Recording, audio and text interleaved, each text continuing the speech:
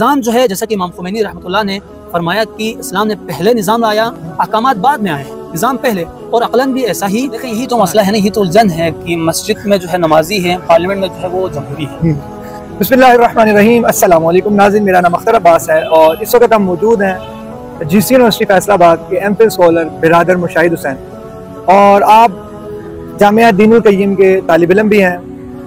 हम इनसे बात करते हैं इस्लाम और सेकुलरिज्म के टॉपिक पर। अस्सलाम वालेकुम। वालेकुम सलाम। कैसे हैं बिरादर आप? अल्हम्दुलिल्लाह। बिरादर, इस्लाम और सेकुलरिज्म क्या कहेंगे इसके बारे में? आजकल की नस्ल जो है इसको सुनना चाहती है, इस टॉपिक को। औज़ु बिल्लाहि मिनश शैतानिर रजीम, बिस्मिल्लाहिर रहमानिर रहीम। रब्बि अदखिलनी मुदखल सिद्क़िन व अखरिजनी मुखरज सिद्क़ वजअलनी मिन लदुनका सुल्तानन नसीरा। अल्लाहुम्मा सल्लि अला मुहम्मदिन व आलि मुहम्मद। सबसे पहले आपका शुक्रिया कि आपने गुफ्तगू का मौका दिया इस अहम मौजू पर, टॉपिक पर, जो कि इस्लाम और सेकुलरिज्म है। इस्लाम और सेकुलरिज्म को, इन दोनों को जो है डिस्कस करने से कबल हमें खुद सेकुलरिज्म को डिफ़ाइन करने की, देखने की ज़रूरत है। सेकुलरिज्म जो है एक मकतब है, एक ख़ास इस्तिलाह है। जब भी इज़म आए किसी भी वर्ड टर्म के साथ, या जैसा कि यहाँ पे है सेकुलरिज्म, इज़म जो है या किसी फ़िलासफ़ी की तरफ इशारा करता है, या जो है इससे मुराद कोई मकतब है। यहाँ पे ये एक मकतब भी है, ये एक फ़लसफ़ा भी है। तो इसका जो आगाज़ होता है सिस्टमेटिकली, वो वेस्ट से होता है। अगर हम देखें तो वेस्ट की जो तहज़ीब है, जो सिविलाइजेशन है, उसमें मुख्तलिफ़ अदवार गुज़रे हैं। अगर हम देखें तकरीबन 10th सेंचुरी में, या जो है 11th-12th सेंचुरी में, ये जो दौरानिया है, इसको उन्होंने कहा कि ये डार्क एज है। डार्क एज से मुराद कुरून वुस्ता जिसे कहते हैं। तो इस दौर, ये जो दौर जहाँ पे वहाँ पे चर्चेस होते थे, उनके मुआशरे में क्लर्जी है, इसी तरह से जो पोप हैं, और उनको जो है ना, यानी कि गॉड का रिप्रेजेंटेटिव जो है वहाँ पे समझा जाता था, और डिवाइन गाइडेंस के कायल थे। इस डार्क एज के बाद खात्मे पे जो आता है वो है रेनेसांस, जिसे निशात सानिया कहते हैं। निशात सानिया जो है उसमें साइंसी तरक्की होती है, टेक्नोलॉजी में जो है पेशरफ्त होती है। तो साथ साथ समाज के जो अक़दार है, इंसानी अक़दार है, इंसानी अक़दार की जगह जो है ना, वो जो फंक्शनल वैल्यूज़ है वो ले लेते हैं, रफ्तारी अक़दार। और साथ ही साथ जो है उनके जो वर्ल्ड व्यू, उसमें भी हमें शिफ्ट नज़र आते हैं। तो रेनेसांस के जो है उसकी बहुत सारे करैक्टरिस्टिक है। उनमें से एक करैक्टरिस्टिक जो मेन है, जो महवर है, जिसको असलत हासिल है, वह है ह्यूमनिज़म। ह्यूमनिज़म जो है एक ख़ास तर्ज तफक्कुर है, जिसमें उन्होंने खुदा की जगह पे, गॉड की जगह पे मैन को उन्होंने सेंट्रलाइज़ किया। यानी कि खुदा की जगह पे उन्होंने इंसान को फ़र्ज किया कि असल जो असालत है, जो प्रेमेसी है, वो हासिल है इंसान को, खुदा को नहीं है। अगर किसी समाज के अंदर जो है, मसलन वो कहते हैं कि कानून बने, तो जो है वो इंसानों के मुताबिक, उनके ख्वाहिशात के मुताबिक बने। इंसान जो चाहे उसी हिसाब से जो है करे, और ज़िंदगी जो है वो अपनी मर्ज़ी से बसर करे। तो इसमें डिवाइन गाइडेंस का जो है रोल ना हो, उन्होंने उसको बिल्कुल यकसर नज़रअंदाज किया। अब जो है ह्यूमनिज़म ने कई बच्चे जने, उनमें से एक बच्चा जो है लिबरलिज़म है, और एक बच्चा जो है उससे पहले सेकुलरिज्म है, एक बच्चा फेमिनिज्म है। इस तरह के जो है बहुत सारे जो है बिल्कुल इज़म से इज़म निकलते गए। तो सेकुलरिज्म जो है ह्यूमनिज्म का जो है सबसे पहला, अगर हम कहें कि अगर पहला बच्चा है तो वो सेकुलरिज्म है। और सेकुलरिज्म के साथ साथ उसकी जो नेसेसरी कंसिक्वेंस के तौर पर वजूद में आया एक मतलब, वो है लिबरलिज्म। उन्होंने दुनिया को ये कहा कि हम दुनिया को जो है पॉलिटिकल मॉडल देंगे और इकोनॉमिक मॉडल देंगे। इकोनॉमिक मॉडल के नाम पे उन्होंने कहा हम दुनिया को सरमायादारी निज़ाम, कैपिटलिज्म, ये जो है आइडियल निज़ाम है बशरियत के लिए, इसी में नजात है। और पॉलिटिकल मॉडल के तौर पर उन्होंने लिबरल डेमोक्रेसी दुनिया को दिया कि ये जो है ना, यानी कि बेहतरीन आइडियल निज़ाम है, और ये इसी में जो है नजात है बशरियत की, ये उनका इद्दा है।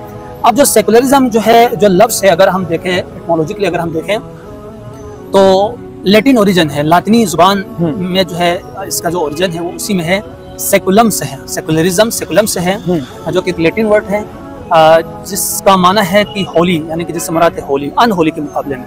यानी कि उन्होंने उमूर को, उन्होंने जो है बाज़ हक़ाइक़ को उन्होंने डिवाइड किया, यानी कि मुक़द्दस और गैर मुक़द्दस में। तो उन्होंने कहा कि ये जो अक़ीदा है, ये जो कुछ अहकामात हो कि ये मुक़द्दस है, खुदा मुक़द्दस चीज़ है, किताबें मुक़द्दस चीज़ है। बाकी जो सियासत को उन्होंने कहा गैर मुक़द्दस है, इक़्तिसाद को कहा यह गैर मुक़द्दस है, दीगर जो उमूर हैं ये गैर मुक़द्दस है। तो इसलिए जो है सोशलॉजिस्ट है डरखाइम, उन्होंने कहा था कि मजहब जो है वो मुक़द्दस महज हैं, उनका ये कहना था। तो उन्होंने ऐसे डिवाइड किया। तो अगर हम जो है देखें तो उनके कॉन्टेक्स्ट में, वेस्ट के कॉन्टेक्स्ट में अंग्रेजी फकरा भी है कि separation of church and state, कि चर्च का जो है रियासत से जो है या हुकूमत से कोई ताल्लुक ना हो, इन दोनों में अलहदगी, इसी को क्या कहते हैं वो लोग सेकुलरिज्म कहते हैं। अगर हम इसको मुस्लिम कॉन्टेक्स्ट में, इस्लाम के कॉन्टेक्स्ट में, अगर हम इसको इस्लामिक वर्ल्ड कॉन्टेक्स्ट में अगर हम इसको डिफाइन करने की कोशिश करें ताकि ये जो हमारे नौजवान और जो हमारे जो नाज़रीन सामीन हैं वो इसको आसान तरीके से अगर फहम करना चाहे और कर सकें, तो उसके लिए हम बहुत ही सिंपल अंदाज से जो है हम इसको एक्सप्लेन करने की कोशिश करते हैं। सेकुलरिज्म जो है एक मकतब है, एक अकीदा है, एक बिलीफ सिस्टम है, एक फ़िलासफ़ी है, जिसके मुताबिक इंसानी ज़िंदगी के मुख्तलिफ शोबे हैं। यानी कि एक जो है इनफरादी ज़िंदगी है, एक इज्तिमाई ज़िंदगी है। इनफरादी ज़िंदगी जो है वो इज्तिमाई ज़िंदगी के दामन में ही परवरिश पाती है, तो वो उससे अलग नहीं है। इज्तिमाई ज़िंदगी में अगर हम उसको डिवाइड करें तो मुख्तलिफ शोबे हैं, जैसे कि सियासी शोबा है, ठीक है, तालीमी शोबा है, इक़्तिसादी शोबा है, अच्छा समाजी शोबा है। तो इस तरह जो है घरेलू, अगर उसको भी हम शामिल करें जो घरेलू ज़िंदगी है, तो जितने भी शोबे काबिल फ़र्ज है आप बना सकते हैं, तो उनमें से एक शोबा जो है क्या हो, शोबा दीन हो।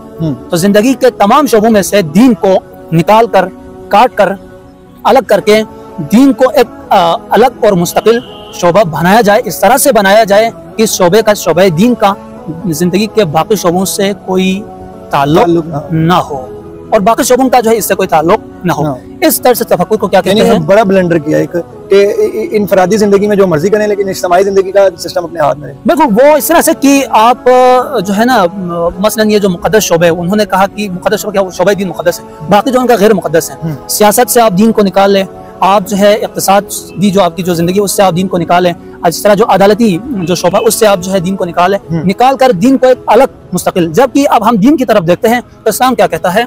इस्लाम जो है, इस्लाम का इद्दा है कि इस्लाम एक कंप्लीट कोड ऑफ लाइफ है और दीन जो है वो कामिल है। जैसे कि कुरान का ये दावा है कि अल-यौम अकमलतु लकुम दीनुकुम, कि आज हमने दीन मुकम्मल किया, कंप्लीट किया। अब आप बताएं कि कामिल दीन आया वो दीन नहीं है जिसके पास जिंदगी के तमाम शोबों के लिए हिदायत मौजूद हो, वाकई उसी दिन को हम जो है क्या कहेंगे, कंप्लीट दीन कहेंगे। अब इंसानी जिंदगी के जो अगर हम देखें तो मरकजियत, जिन दो शोबे हैं जिनको मरकजियत हासिल है, एक सियासत है, एक जो है मईशत व इक़्तिसाद है। अगर ये कहे कि इस्लाम के पास कोई सिस्टम नहीं है, पॉलिटिकल सिस्टम नहीं है, इकोनॉमिक सिस्टम नहीं है, तो क्या आप उस दीन को आप कामिल कहेंगे या आप नाक़िस कहेंगे? फिर जो है हमें डाउट करना पड़ेगा।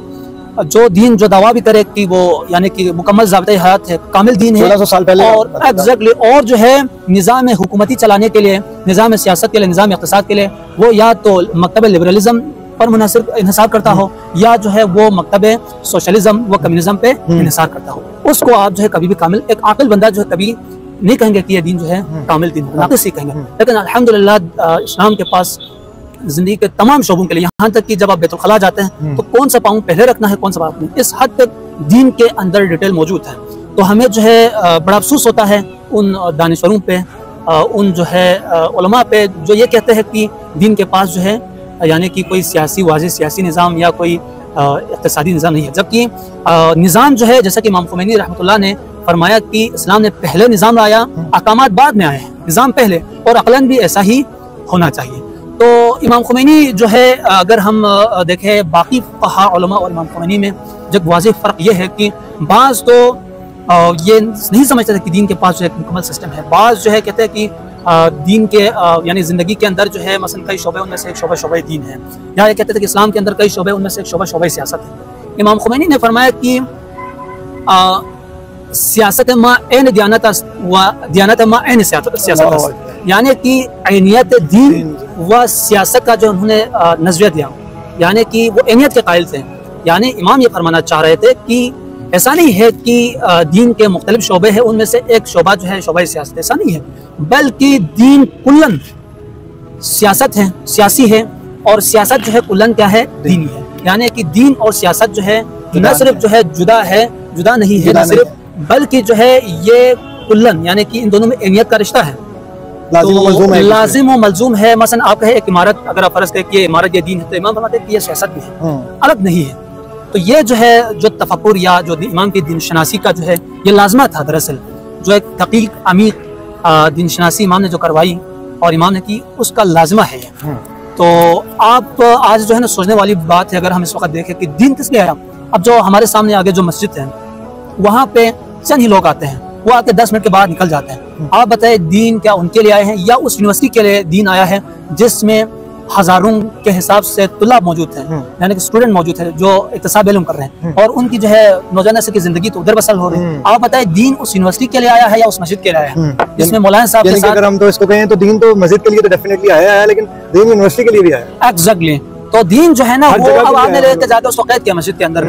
मस्जिद के अंदर आपने जो है दीन को कैद किया। अब मार्केट देखे मार्केट इस वक्त हमारे एक तरफ मार्केट है, तो आप बताए दीन जो है इस मार्केट के लिए आया है या जो उस मस्जिद के लिए आया। लोगों की जिंदगी मस्जिद में सिर्फ उसको बंद कर दिया, बंद करके रख दिया, वहाँ भी का लिबादा उड़ाकर दीन तो मार्केट के लिए भी आया। एग्जैक्टली। तो इसी तरह जो आप बताए दीन पार्लियामेंट के लिए, जहाँ पे कानून साजी होती है, पार्लियामेंट के लिए दीन आया है या जो है इस मस्जिद के लिए आया है। देखिए यही तो मसला है ना, यही तो उलझन है कि मस्जिद में जो है नमाजी है, पार्लियामेंट में जो है वो जमहूरी है। तो असल मसला यही है कि दीन जो है ना, दीन शनासी यानी कि कामिल दीन शनासी जो है उसकी ज़रूरत है इस वक्त। अब जो इस वक्त जो हमारे यहाँ पे यानी कि जो दीन का जो तस्वुर है, हमारे पास जो दीन है वो आप कह लें ना कि 10% से भी कम है हमारे पास जो दीन है। मिसाल के तौर पर आपको दे कुरान की तरफ देखो, कुरान में ये जो अमूमन जो कहा जाता है कि 6666 आयतें हैं कुरान के अंदर, उनमें से अगर देखें तो टोटल 500 आयतें अहकाम फ़िक़ह के मुतालिक, यानी कि जो फ़िक़ह जिसको हम कुल्ल दीन समझते हैं उसके मुतालिक जो है कितनी आयतें हैं कुरान के अंदर? 500 आयतें हैं। ठीक है, बाज़ में सराहत है, बाज़ में जो है सराहत भी नहीं है, जहाँ इशारे मिल रहे हैं तो उसको भी इंक्लूड करके ठीक हो गया। तो आप बताएं बाकी आयतें, ये जो 6666 आयतें उनमें से आप 500 का आप एक्सक्लूड करें, निकालें, बाकी कितनी आयतें बचती हैं? वो किसके मुतालिक? 100 समथिंग। ठीक है, मसलन महाद के मुतालिक कितनी आयतें हैं, तौहीद के मुतालिक कितनी आयतें हैं, समाजी जिंदगी के मुतालिक। यानी कि कुरान का जो अगर हम देखें तो मौजू जो है वो खुद इंसान है, यानी कि 80% जो है वो निज़ाम के ऊपर है कुरान का जो मौजू है तमाम। यानी कि देखिए निज़ाम तो बहुत बुनियादी चीज़ है, बहुत बुनियादी चीज़ है। अगर निज़ाम ना हो तो अहकाम, अभी 1400 साल के, अभी 1200 साल से 14 साल से हम अहकाम लेके फिर रहे हैं ना, अब इसको नाफिज कहाँ नाफिज करें? उसके सिस्टम चाहिए। अभी आपके पास यहाँ पे अगर ये रोड ना हो, अगर ये सिस्टम ना हो, ट्रैफिक सिस्टम ना हो, तो आप ट्रैफिक कानून कहाँ पे आप लागू करेंगे? उसके लिए आपको चाहिए पहले वो स्ट्रक्चर चाहिए आपको। इसी तरह से जो आपको निज़ाम चाहिए उसके अंदर जो है अहकामात जो है कवानीन है वो लागू होगा उसके अंदर। तो मसला यही है। तो अहकामात तो बयान होते हैं आज भी, लेकिन निज़ाम बयान नहीं होता। असल जो है हमें निज़ाम की तरफ जो है मतवज्जी होने की ज़रूरत है।